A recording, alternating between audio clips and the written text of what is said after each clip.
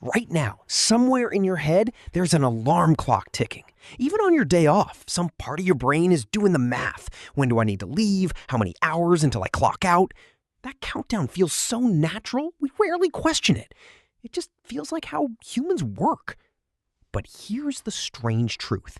For about 99% of the time our species has existed, none of that was real. No alarm clocks, no meetings, no bosses, no paychecks, no 9 to 5. So what filled an actual day before any of that existed? The answer might completely rearrange how you think about work, rest, and what a job even is. Let's start by clearing out the image most of us carry around. Exhausted cave people hunting from sunrise to sunset. Serious? One bad week from starvation. It's dramatic. It's also, according to some of the most influential fieldwork in modern anthropology, completely misleading. In the 1960s, anthropologist Richard Lee traveled to the Kalahari Desert to live alongside the San people, a community that still relied primarily on hunting and gathering food. Lee tracked their time, hour by hour, day by day.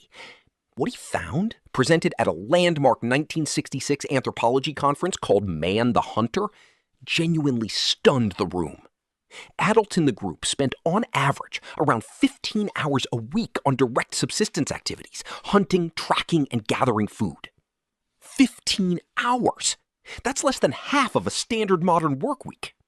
Anthropologist Marshall Solins took that finding and coined a phrase still debated in university lecture halls today, the original affluent society. His argument wasn't that foragers had more stuff than us. It was the opposite. They were affluent because their needs were small, and their environment met those needs without demanding constant labor in return. To be fair, this idea has taken some hits over the decades. Later researchers pointed out that Lee's count left out things like cracking nuts, processing meat, and repairing tools, real time that doesn't show up if you're only counting active hunting and gathering. Add that hidden labor back in, and the work week for many forager societies looked bigger, maybe closer to 30 or 40 hours. So the eye-popping 15-hour figure probably oversimplifies things. But even conservative estimates land somewhere strange. Multiple studies of the Hadza of Tanzania and the San of the Kalahari still suggest forager life left far more open, unstructured time than most of us assume. So what did an actual day look like? Honestly, it depended entirely on the day.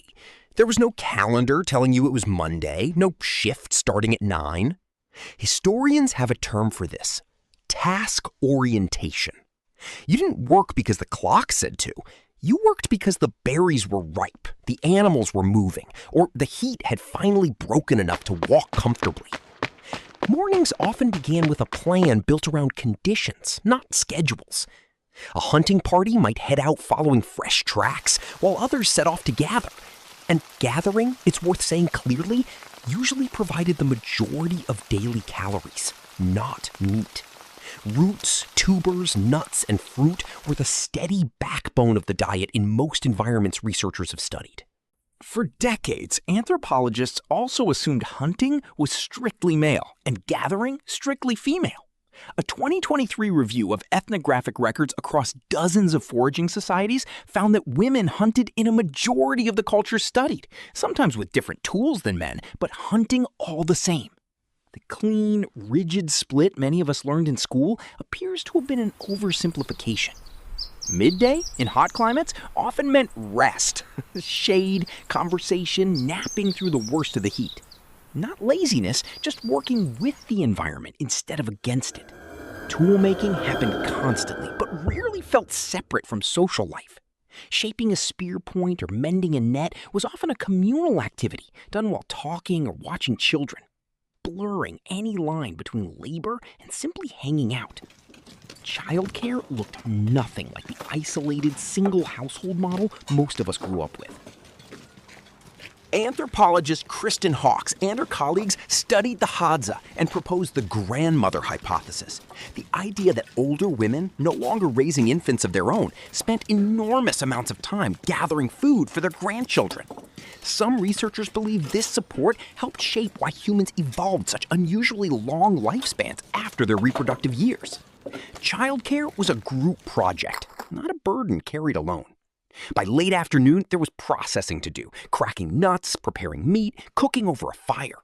Real, sometimes tedious labor that the romantic version of this story leaves out. It wasn't endless, though, and nobody was doing it because a boss told them to. So if direct survival work only filled part of the day, what happened with the rest of it? Rest, first and foremost. Multiple studies of present-day forager societies describe substantial daytime spent resting, socializing, and recovering, especially compared to agricultural or industrial populations. Art and adornment filled real time too. Archaeologists have found deliberately shaped beads, pigments, and engraved objects going back tens of thousands of years. Evidence that daily life, even in societies with little material wealth, included real time for decoration and ritual. Among the San, researchers have documented elaborate healing dances, communal events stretching for hours, valued enough to be worth significant collective energy. And then there was play, especially for children. Anthropologists studying the Hadza describe childhoods with enormous stretches of unstructured, self-directed time. Time some researchers argue functioned as the real curriculum, with kids learning adult skills like tracking and toolmaking through imitation and free play, not formal instruction. None of this was a day off, because there was no concept of a working day to be off from.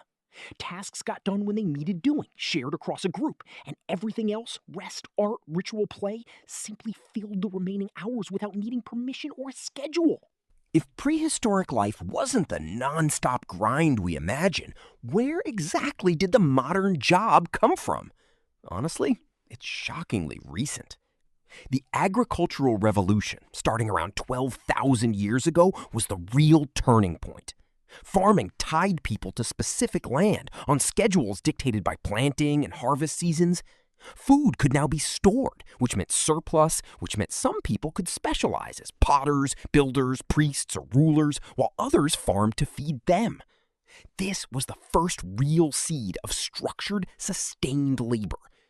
But for thousands of years afterward, most people still worked by task and season, not by clock. A farmer didn't punch a time card. He worked until the field was done, guided by daylight and weather, much closer to the forager's rhythm than to ours. The real break came with the Industrial Revolution. Historian E.P. Thompson wrote a landmark paper in 1967 describing exactly this shift, arguing that factories needed something farms never required: dozens or hundreds of people working in perfect synchronization.